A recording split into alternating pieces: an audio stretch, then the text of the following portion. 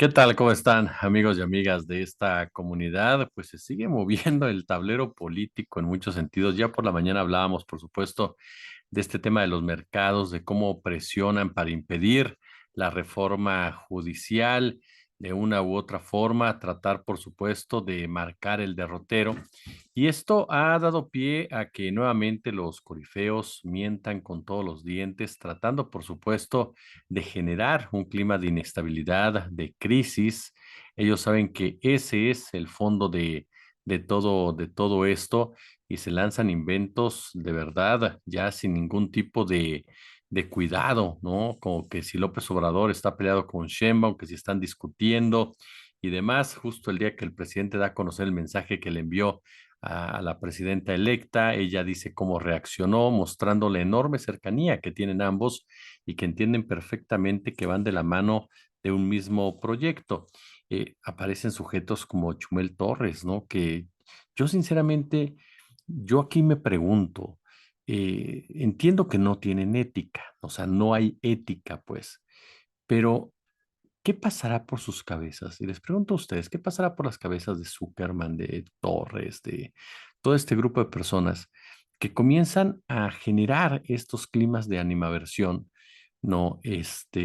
Que comienzan a lanzar mentira tras mentira a Chumel Torres diciendo, ya ven cómo si les dije que sacaran dólares, compraran dólares y después, cuando fracasó rotundamente en ese pronóstico absurdo, cuando ganó López Obrador, ahora lo recupera y pone algo así como que ahora sí, ya ven cómo no me equivoqué, en fin, situaciones de verdad. Y lo peor es que Sheinbaum todavía ni entra y ya ves a gente como de Mauleón y demás poniendo en sus cuentas de Twitter, disfruten, ya ven lo que provocaron. O sea, todavía no entra todavía no entra la presidenta electa y ya están quejándose y reclamando y demás.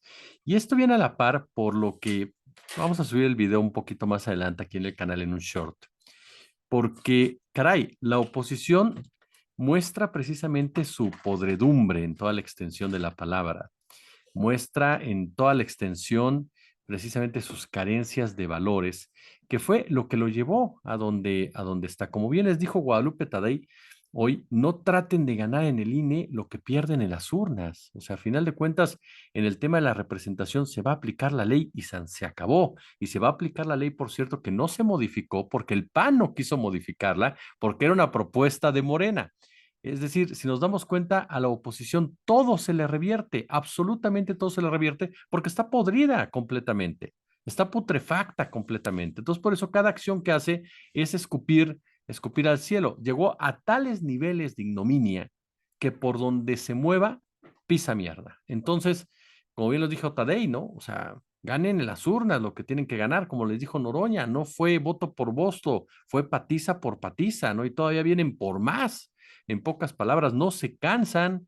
Es como aquel boxeador al que están golpeando con todo, con toda dureza, y se sigue levantando y se sigue levantando hasta el propio referee le dice, ya estuvo, compadre, ya siéntate, no, ya relájate. Vemos a sus opinócratas tratando de rescatar un poco de lo que no queda nada, ¿no? Como Guadalupe Loaez entrevistando a Macario Esquetino que dice que todas las encuestas se equivocaron. Dices, pues las que ustedes promovían, ¿no? Las que Max Kaiser explicaba matemáticamente por qué eran reales. Y en realidad fracasaron todas esas, que eran México, Massive Caller y México Elige. Y dicen no todas, porque todas dijeron que ganaba por 15 y no por 30. Así que todas están equivocadas. Nosotros no nos equivocamos. Se equivocaron ellas. Cuando nosotros decíamos que estaban equivocadas, fíjese nada más lo bizarro. Cuando nosotros dijimos que estaban equivocadas, no nos equivocamos, porque sí se equivocaron. Cuando ellos decían que iba a ganar Xochitl y que estaban equivocadas porque Claudia iba a ganar, no, por tantas diferencias, o sea, no gana por tanta diferencia, bueno, ganó por más, todos están equivocadas, ¿no? De verdad que Mario Moreno Cantinflas, yo creo que se hubiera dado un festín Mario Moreno Cantinflas con esta verborrea completamente inconexa con el cerebro, incongruente con cualquier estructura verbal y demás, que de repente uno cree o piensa que estamos ante personas con algún tipo de problema vitamínico, ¿no? De omegas, no sé, ¿no? Pero esto me lleva precisamente a lo que pasa en el PRI. Alejandro Moreno salió a decir voto por voto. casilla por casilla.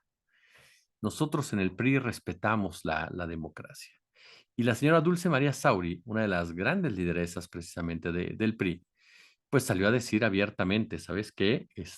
Se quiere Alito reelegir, quiere dar un albazo, literalmente, a pesar de que Alejandro Moreno en números es el peor dirigente nacional del PRI, ¿no? O sea, si revisamos los números de Alito, no ha ganado nada. Lo único que ganó fue Coahuila, Durango, y párale de contar, todas las demás las perdió, incluyendo, por supuesto, el Estado de México. Entonces, la realidad es que Alito Moreno ha llevado a cabo alianzas con el PAN que han traído consigo una debacle en el voto priista. ¿Por qué? Porque los priistas de cepa, los priistas de base, no se sienten representados en estas alianzas, no votan por los candidatos del PAN, porque para ellos el PAN sí es su enemigo político, el PAN sí representa otra idea. Entonces, muchos priistas, fíjese, ¿sabe qué hicieron en esta elección, por ejemplo? Se movieron hacia el Partido Verde. Por eso el Partido Verde incrementa su votación. Y mucha gente preguntábamos, ¿por qué el Verde creció como creció? Un 9% de los votos de la alianza es mucho para un partido tan deleznable como el Verde Ecologista. Bueno, pues porque los priistas se fueron hacia el Verde gracias a los candidatos priistas que tenía el Verde, como Erubiel Ávila, como el hijo del compadre de Peña Nieto, como Eugenio Hernández, como Rubalcaba. Es decir, ese voto del PRI se cargó hacia el Partido Verde Ecologista de México, que por supuesto tiene un impacto en la alianza porque el verde fue de la mano de Morena. Pero ahí está el voto de los priistas, que existen, pero que en realidad no se sienten representados por una dirigencia que está más preocupada en seguir despojando, por supuesto, de territorios a los campechanos, que está más preocupada por enriquecerse, porque Alejandro Moreno es un porro político, es un personaje que, como cártel de la droga, el PRI, ¿no? O sea, tenías a tus capos aquí elegantes, de corbata, que trataban de que las cosas no se salieran de control. Caen esos capos y suben los sicarios. Y se arma una guerra sanguinaria por todos lados porque se pelean entre ellos y queda el peor de los peores. Bueno, Alejandro Moreno es algo así. Alejandro Moreno es un tipo que va subiendo aprovechando las diferencias entre las cúpulas priistas y de repente se posiciona y no se quiere ir a tal grado que ya encabezó la toma de protesta de los integrantes de la Coordinación Nacional Organizadora de la Asamblea Nacional Ordinaria del partido. La sesión plenaria de esta asamblea, bueno, está programada precisamente para dentro de un mes, el 7 de julio, y este evento se produce pocos días después de una histórica derrota electoral para el PRI, que por primera vez en 70 años no presentó un candidato presidencial propio. Yo diría que por segunda vez, aunque estamos siendo muy estrictos, pero en el sentido estricto, Mitt tampoco era un candidato presidencial priista, era un panista disfrazado de priista. Pero bueno, oficialmente en esta temporada, en este sexenio, no hay un candidato priista. Y eso cobró factura. La Asamblea busca abrir un espacio, dicen ellos, para la reflexión interna, me encanta, y posiblemente la reelección en cargos clave dentro del partido. ¿Y qué cargo más clave que el de Alejandro Moreno, ¿no? En un comunicado oficial se informó que el Consejo Político Nacional del PRI ya autorizó esta sesión extraordinaria y Alejandro Moreno señaló que vamos a un proceso de reflexión, de debate, que recorrerá todo el prismo nacional y que necesariamente tocará a todos los sectores y estructuras del partido. La gran pregunta ahí es, ¿tiene futuro el PRI? No, no lo tiene. No lo tiene porque ya no cuenta ni con el número de seguidores, que sí podemos hablar de algunos millones, pero ya no son suficientes para ser competitivos. No cuenta con un plan de gobierno real y cuenta con un enorme descrédito.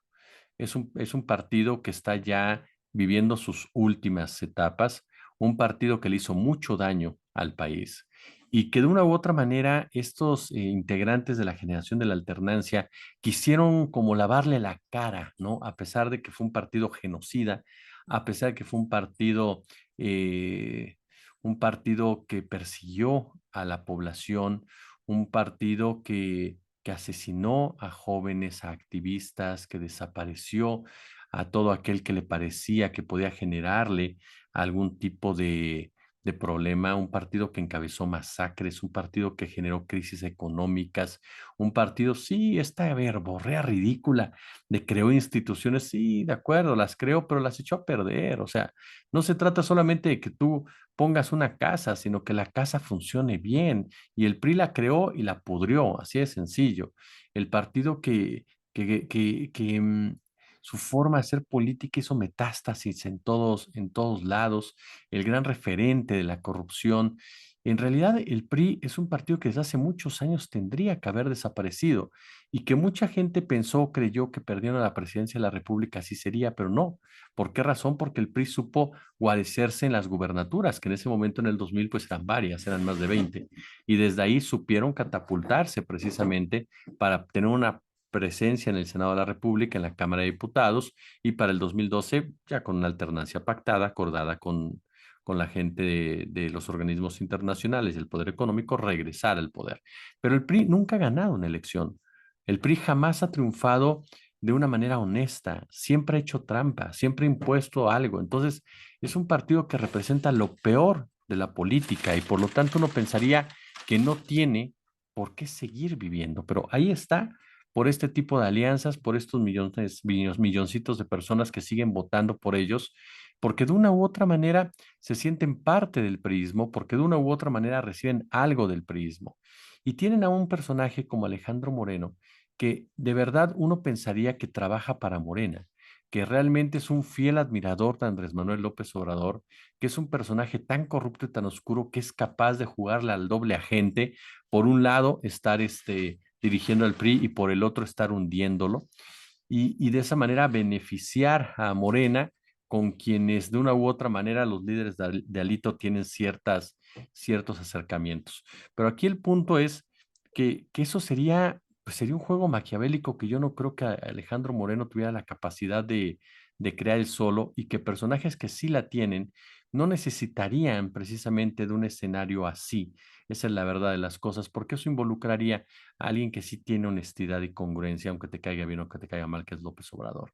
Entonces ahí es donde ya mi sospecha se detiene, ¿no? Yo lo que creo es que Alito es, antes que otra cosa, un pobre diablo. Es decir, lo digo con todo respeto y hago referencia a que es un personaje que nunca ha tenido, si ustedes lo valoran, una personalidad de liderazgo, tiene una personalidad de un grupo de choque. No tiene capacidades de diálogo, no tiene capacidades de discusión, no tiene capacidades de interlocución. Siempre busca imponerse, siempre busca avasallar. Los audios que mostró Laida Sansores lo pintan de cuerpo entero como alguien gangsteril, y es un sujeto que en su mismo comportamiento muestra cómo el poder envilece de tal manera que aquel que nunca ha tenido nada, pues se convierte en su peor versión, en la peor versión de sí mismo. Pero además le mencionaba que era un pobre diablo porque no tiene una capacidad para lograr éxitos electorales. Entonces, si el PRI se mantiene de la mano de este hombre, difícilmente, ya no digo usted regresar, porque no va a regresar, no importa si está Lito o cualquier otro, no va a regresar el PRI, pero con Alejandro Moreno van a desaparecer más pronto, y por eso yo creo que debemos de apoyar la reelección de Alejandro Moreno para que el PRI de verdad termine de una vez por todas su agonía, a más tardar en el 2027. Ahora, el PRI, yo sí tengo una idea medio maquiavélica, y es que a final de cuentas estamos entrando en estos procesos de definiciones. El sexenio de Andrés Manuel López Obrador va a dejar muchos legados, muchas marcas, y uno de ellos, no sé si estén de acuerdo conmigo, tiene que ver en la definición de la oposición. Y si pensamos en el sistema neoliberal como tal, desde hace mucho tiempo el neoliberalismo ha tenido al PAN y al PRI de la mano. Son sus dos partidos que funcionan como uno. ¿Qué tanto ya esos jefes del poder económico consideran que el PRI ya no les sirve para nada? Carlos Salinas de Gortari, por ejemplo, el propio Ernesto Zedillo Ponce de León y muchos otros más que están ahí involucrados en la toma de decisiones y que se dan cuenta que el PRI ya es una carga, entonces hay que desaparecerlo, no de un plumazo, porque a final de cuentas de una u otra manera les sirve para algo, para muy poco, pero les sirve para algo, les pienso que les servirá para algo, pero sí poco a poco para que a final de cuentas tiene prebendas, tiene dinero, ahí tiene usted para qué le sirve, ¿no? pero irlo desapareciendo poco a poco y tratar de robustecer al Partido Acción Nacional o a su minimi, que es el Movimiento Ciudadano. A final de cuentas, ya el partido de izquierda, el partido en donde se aglutina también el humanismo y el nacionalismo, ya es Morena. Entonces, me parece que los mismos cerebros que en un momento dado idearon precisamente este concepto del bipartidismo, este concepto del partido hegemónico disfrazado de dos siglas, estén pensando en darle ya crank a un partido que sí, es parte esencial de la historia de nuestro país, pero un partido que nos demuestra cómo no hacer democracia, un partido que nos demuestra cómo no se deben de hacer las cosas, un partido que nos demuestra lo peligroso que es una hegemonía, pero una hegemonía pactada como la que hizo el PRI, que es muy diferente a la de Morena de entrada, porque a la de Morena se le está dando la ciudadanía. Es el pueblo el que está tomando esa determinación y no son los intereses corporativos los que lo hacen. Es, ya de entrada ahí es muy distinta. Morena no tiene el poder sobre los sindicatos como sí lo tenía el PRI, no tiene el poder sobre las cámaras económicas como sí lo tenía el PRI, no tiene el poder sobre la operación, por supuesto, de los diferentes grupos criminales como sí los tenía el PRI. Esa es la gran diferencia. Morena lo que tiene es una hegemonía surgida de un mandato popular. Por lo tanto, cuando a mí me dicen, no, es que el PRI es igual que Morena, no tiene nada que ver y sería bueno que investigaran un poco la historia. Oigan, ya para concluir, lo que les decía del PAN, Damián Cepeda, por supuesto, sigue haciendo ruido, lanza esta convocatoria que les compartíamos ayer de que sea la ciudadanía la que elija, pero hace una referencia, o se renueva el PAN o se muere. Así de sencillo. Así de grave ven ellos lo que está viviendo el blanquiazul. Y es tan claro que Kenia López Rabadán comienza a sonar para competir por la dirigencia de este partido, pero ¿qué grupo la apoyaría? Jorge Romero está considerado por los quintos. Yo no creo que la ultraderecha quiera poner a alguien como Kenia López Rabadán, que es un personaje la senadora. Ella no es en su vida particular, en su vida personal, lo que vemos en pantalla, en donde está acostumbrada a actuar, a llevar a cabo actos histriónicos, a interrumpir, a gritar, a mentir. Es decir, es una buena boxeadora, si lo quieren ver ustedes así, pero no es alguien a la que le puedas dejar el manejo de la arena. Entonces sí creo que Kenia López Rabadán solamente sería pues un distractor de los verdaderos intereses que están disputando en el Partido Acción Nacional y que a final de cuentas vienen a mostrar también que están a la deriva, que están totalmente a la deriva estos partidos de oposición, hundidos en su propia soberbia, solamente rebasados por Denise Dresser, que de verdad, qué bárbara, qué bárbara. O sea, cuando el ego te domina, no hay forma. Pero bueno, el chiste es que están ahí, ¿no? Y lo que es cierto también es que comienzan ya a querer salvar el pellejo, ¿no? A quererse ubicar en diferentes puestos para seguir recibiendo dinero, es mucho dinero el que se entrega. Entonces, es parte del negocio de la política, ¿no? Y además posiciones que de una u otra manera te pueden permitir acceder a cierta información, a ciertos beneficios que te llevan a hacer negocios por afuera. Eso es lo que están haciendo estos personajes.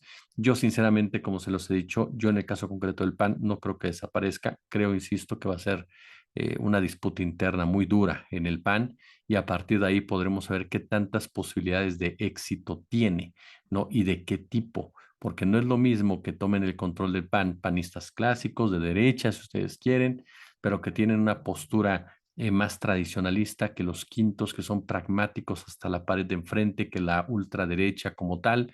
Entonces sí creo que hay que darle tiempo al PAN para ver cuál será su destino, porque el PAN que está hoy por hoy es un PAN totalmente despreciable.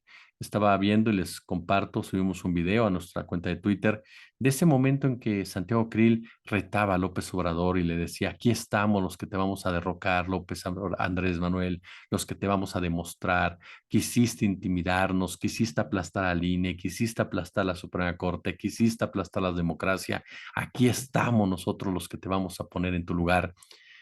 Y el presidente, bueno, botado de la risa, ¿no?